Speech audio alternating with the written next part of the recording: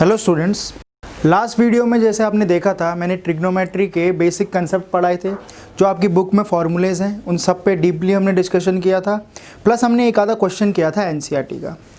Based on all that जो बच्चों की क्वेरी आई वो आई सर हमें कंसेप्ट समझ में आ चुका है, हमने एनसीईआरटी के क्वेश्चन कर चुके हैं, बट कुछ क्वेश्चंस ऐसे हैं हमें जो एक्स्ट्रा बुक्स में मिले जो हमसे सॉल्व नहीं हो पा रहे हैं। क्योंकि एनसीईआरटी का क्वेश्चन ऐसा होता है बार बार प्रैक्टिस करने के बाद एक टाइम के बाद हमें वो रट जाते हैं या हम उसके आदी हो जाते हैं।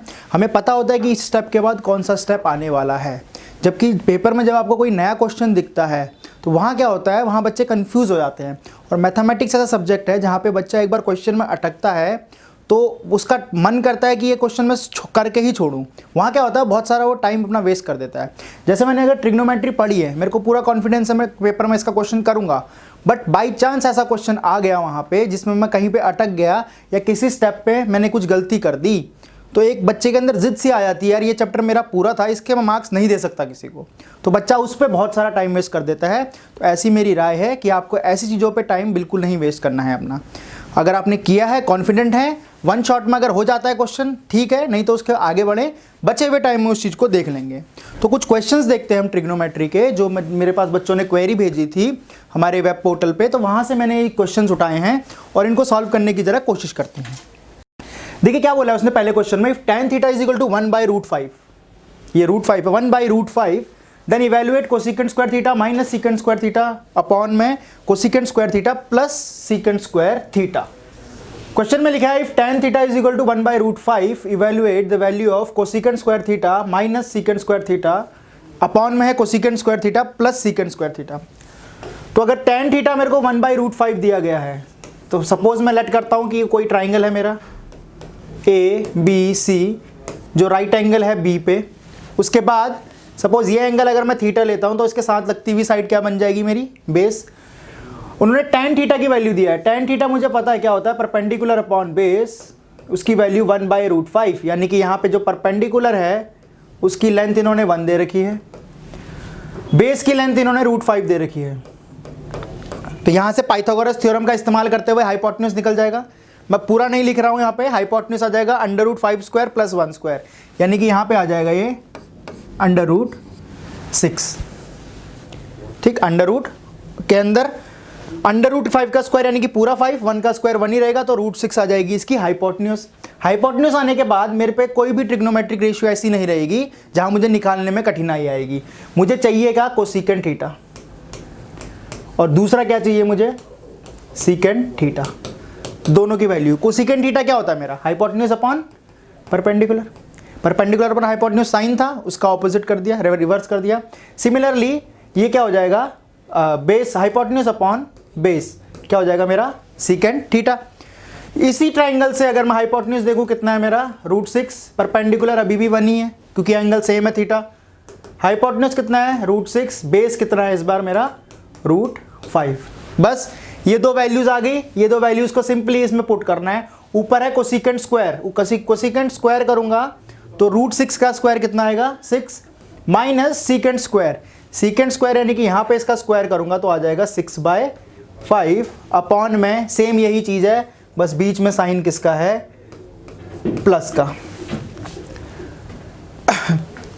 ऊपर आ जाएगा 30 माइनस 6 यानी कि 24/5, बटे में आ जाएगा 30 + 6 यानी कि 36/5, 5 से 5 कैंसिल, 24/36 यानी कि 6 4 जा 6 6 जा 2/3। पहले वाले का सॉल्यूशन कितना आ गया, 2/3। कुछ नहीं किया, सिंपल क्या यूज किया हमने, एक ट्राइंगल में एंगल ले लिया थीटा, थीटा के साथ लगती हुई साइड बेस, जो चीजें मेरे को दी थी वहां से ये चीज हमने पढ़ी भी थी कि अगर किसी भी ट्राइंगल की तीनों साइड पता लग जाए तो कोई भी ट्रिग्नोमेट्रिक रेशियो ऐसी नहीं रहती जिसकी वैल्यू हमें पता ना लगे। यहां से हमने क्या किया, तीनों की तीनों वैल्यूज निकाल ली, दोनों वैल्यूज, और सिंपली उसे वहां पे पुट कर दिया। सेकंड पार्ट में इसने क्या कहा है, सेकंड पार्ट में इसने कहा है कि verify that sine square theta plus cos square theta is equal to 1। इसी ट्राइंगल में मेरे को ये वाली प्रॉपर्टी वेरीफाई करनी है। ये प्रॉपर्टी मुझे पता है हर एक थीटा के लिए वैलिड होती है।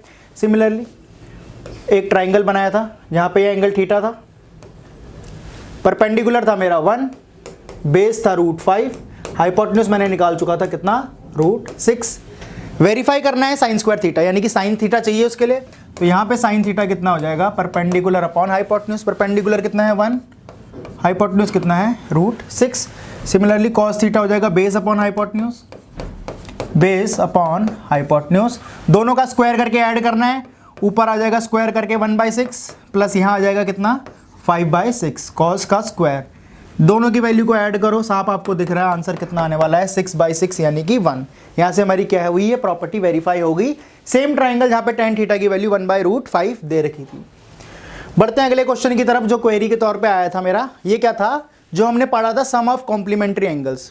कॉम्प्लीमेंट्री एंगल्स में हमने चेंज पढ़ा था, जैसे sine 90 minus theta, sine 90 minus theta किसके बराबर हो गया था, कॉस थीटा के, cos 90 minus theta sine theta के। इस तरह की चेंजेस के बाद इसने क्या बोला है, इस चीज़ की वैल्यू हमें इवेल्युएट करनी है, इस चीज़ की वैल्यू इवेल्युएट करनी है।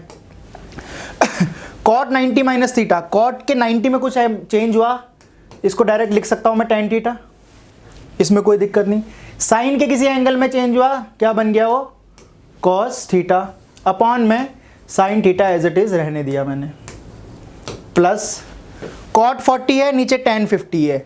ये चीज़ भी हमने देखी थी, अगर दोनों एंगलों का सम 90 आ रहा है तो यानी दोनों कैंसिल हो सकते हैं। ऊपर वाले कॉट 40 को मैं ऐसा लिख लूँ, कॉट 90 माइनस 50, 90 माइनस 50 भी 40 होता है, और कॉट 40 ही लिखा है ऊपर, तो ये कॉट 40 की ही मैंने एक अलग फॉर्म लिख दी। नीचे मेरा tan 50 अभी भी है, माइनस कॉस स्क्वायर। ये ओरिजिनल क्वेश्चन में यहाँ कोसिकेंट स्क्वायर है, आप देख लेना, ये जो कोसिकेंट स्क्वायर 70 है, यहाँ पे कॉस स्क्वायर लिखा है, इसकी जगह कोसिकेंट स्क्वायर है ओरिजिनल क्वेश्चन में, प्रिंटिंग मिस्टेक है यहाँ पे।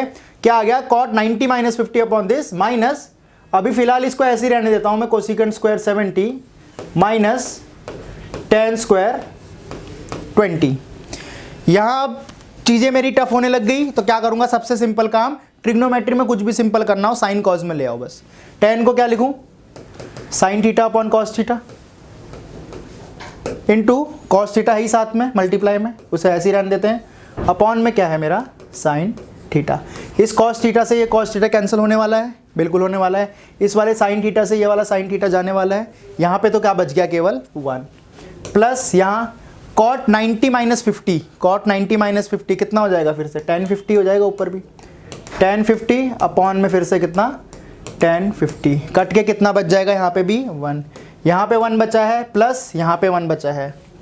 अब बात करते हैं इस वाले पार्ट की, minus cosecant square 70। Cosecant square 70 को मैं अगर सीकेंट की टर्म में चेंज करूँ तो एक प्रॉपर्टी हमने पढ़ी थी, एक फॉर्मूला पढ़ा था आपने, अगर याद हो आपको, 1 plus tan square theta is equal to secant square theta, ये फॉर्मूला पढ़ा था। यहाँ से अगर tan स्क्वायर थीटा को उधर ले जाऊँ तो कुछ ऐसा बनेगा, secant square theta minus tan square theta is equal to 1। ठीक, इस प्रॉपर्टी का इस्तेमाल होगा यहाँ पे, जो आपकी लास्ट चीज़ है। कोसिकेंट स्क्वायर 70, कोसिकेंट स्क्वायर 70 को ऐसा लिखूँ मैं, cosecant square 90 minus 20, cosecant square 90 minus 20 क्या हो जाएगा, ये 70 ही रहेगा, बाहर कोसिकेंट स्क्वायर ही है, कोई चेंज नहीं आएगा, माइनस tan स्क्वायर 20 को एज इट इज रहने देता हूँ मैं। कोसिकेंट स्क्वायर में 90 में कुछ एंगल में ऐड या सब्ट्रैक्ट हुआ, किस में चेंज हो गया, सीकेंट स्क्वायर में। सीकेंट स्क्वायर कितना बन गया अंदर 20, माइनस tan स्क्वायर 20 यहाँ पे है ही, secant square theta minus tan square theta किसके बराबर था, वापस 1 के बराबर। एक 1 वहाँ था, बीच में प्लस था, दूसरा 1 यहाँ, बीच में माइनस, रिजल्टेंट आंसर कितना बच गया मेरा यहाँ पे, फाइनली 1।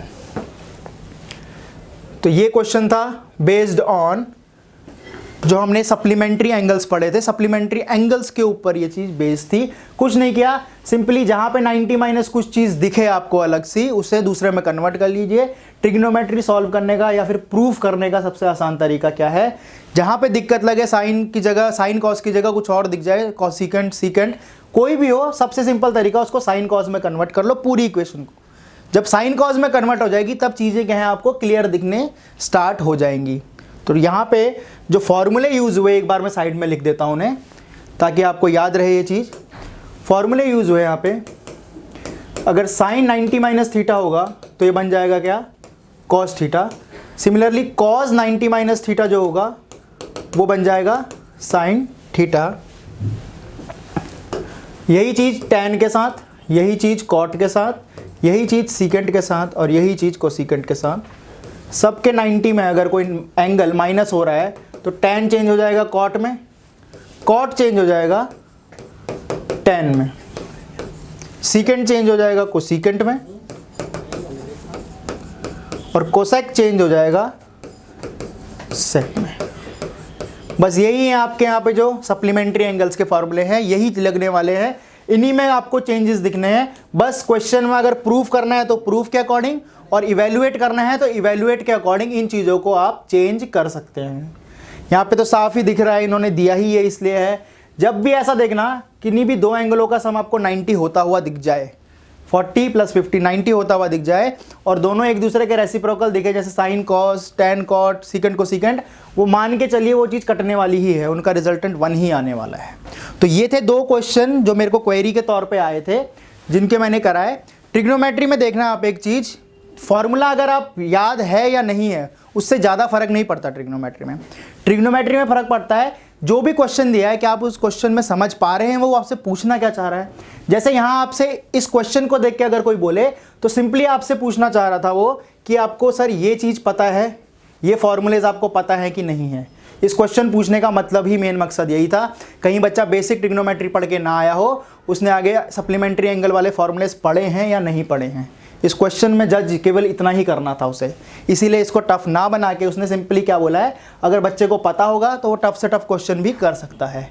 ये एक बेसिक एग्जांपल था जो आपके सीबीएसई बोर्ड में मैक्सिमम टाइम 4 नंबर के क्वेश्चंस जो आते हैं उसमें पूछा जाता है ये चीज़। ठीक, तो इसी तरह बाकी क्वेश्चंस आपने एनसीईआरटी के तो मुझे लगता है कर लिए होंगे। सप्लीमेंट्री बुक उठाइए, वहाँ से ट्रिग्नोमेट्री के क्वेश्चंस करने शुरू करिए। फिर भी कोई डाउट आता है हमारी वेबसाइट पे जाइए, हमें मेल करिए या फिर वहाँ नंबर है वहाँ व्हाट्सएप करिए। इसी तरह की छोटी छोटी वीडियोस क्वेश्चन के बेस पे आपको मिलती रहेंगी इस तरह से। Thank you students, all the very best for your exams. Thank you.